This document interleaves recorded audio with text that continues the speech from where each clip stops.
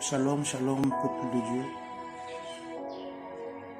Je vous salue par le sang baiser du Christ. Et je suis le prophète Shadrach Itumba. Ce matin, je viens via cette vidéo pour vous partager une prophétie. Vous annoncer ce qui va arriver d'ici. Jacob va dire à ses enfants, venez, rassemblez-vous. Je vais vous annoncer les choses qui vont arriver de la fin des temps. Et ce matin, par le pouvoir qui m'a été conféré, je viens vous annoncer ce message venant de la part de Dieu. Je sais, il y a beaucoup de gens, beaucoup de serviteurs de Dieu qui ont reçu le même message, mais par peur, par crainte, ils n'ont pas pu annoncer ces choses.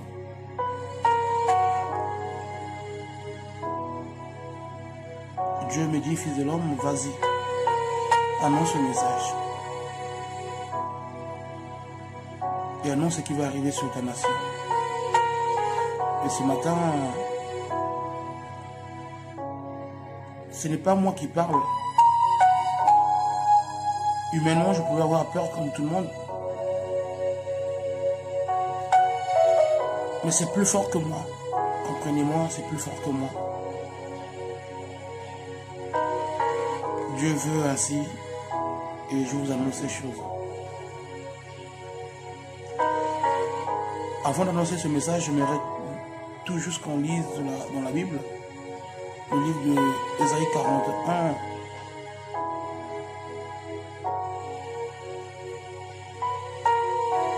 À partir du verset 26, je lis la parole de Dieu. Il dit qu'il a annoncé dès le commencement pour que nous le sachions. Et longtemps d'avance pour que nous disons c'est vrai. Nul ne l'a annoncé, nul l'a prédit, et personne n'a entendu vos paroles. C'est moi le premier qui ai dit à Sion, les voici, et à Jérusalem, j'envoie un messager de bonnes nouvelles. Je regarde, il n'y a personne. Personne parmi eux qui prophétise et qui puisse répondre. Et si j'interroge, voici, ils ne sont tous que vanité. Leurs œuvres ne sont que néant. Leurs idoles ne sont qu'un vain souffle.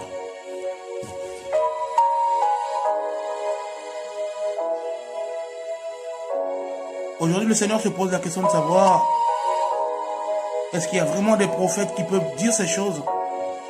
Mais personne ne l'a annoncé, personne ne l'a prédit. Tout le monde s'est caché derrière sa carapace, tout le monde se cache derrière sa peur, sa panique, parce qu'on veut vénérer un homme.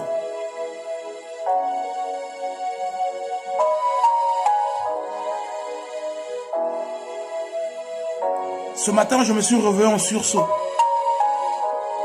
Pourquoi en sursaut? J'étais paniqué. Très paniqué quand j'ai vu ces choses. Et le Seigneur me dit, c'est ce qui va arriver dans ton pays d'ici.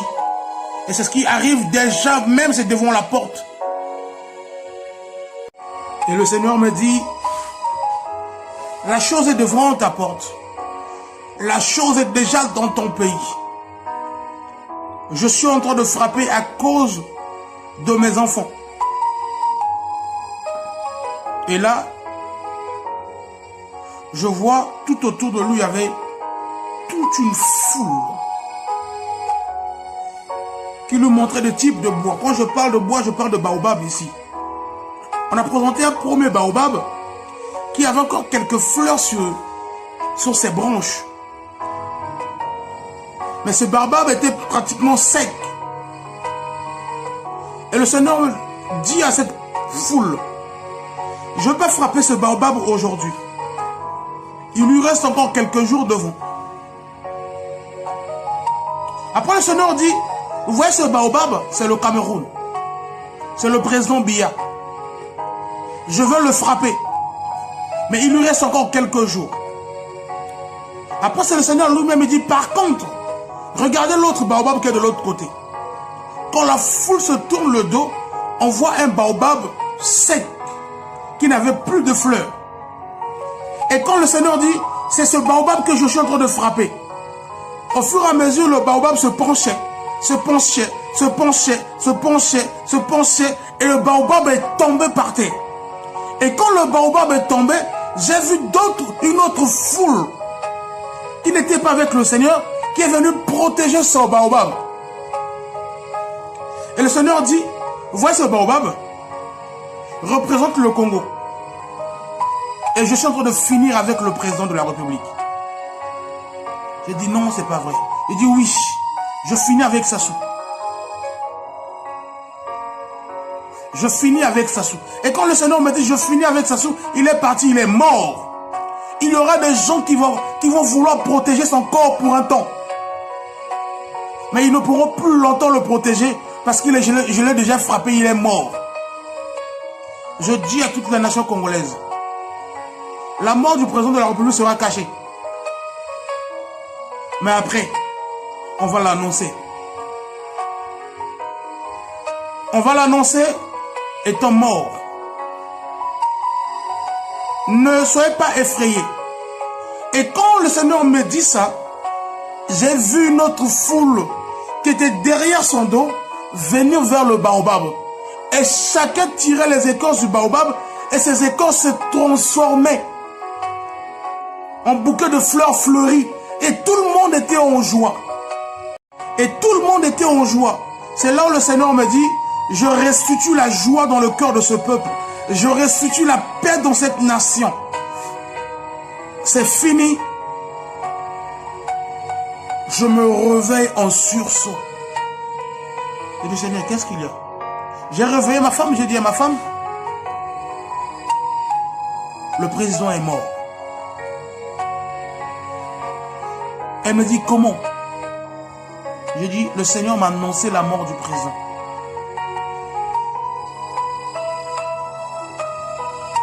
Je sais que beaucoup de gens vont ironiser ce message. Me regardez. Regardez les événements qui succèdent tout autour. J'annonce à tous les Congolais, le pays ne va pas bien. Il est temps que vous restez en prière. Il est temps que vous restez en prière. Il est temps que vous restez en prière. Parce que le baobab est tombé. Les gens vont vouloir cacher son corps, cacher la nouvelle. Mais la chose est devant nous. Ce n'est plus pour longtemps. Retenez la date d'aujourd'hui.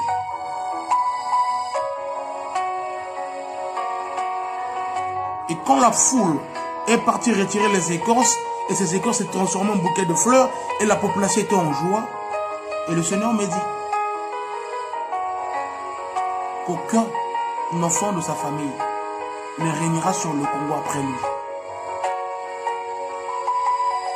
Ainsi dit l'Éternel. Que le Seigneur vous bénisse. Que le Seigneur vous bénisse. Amen.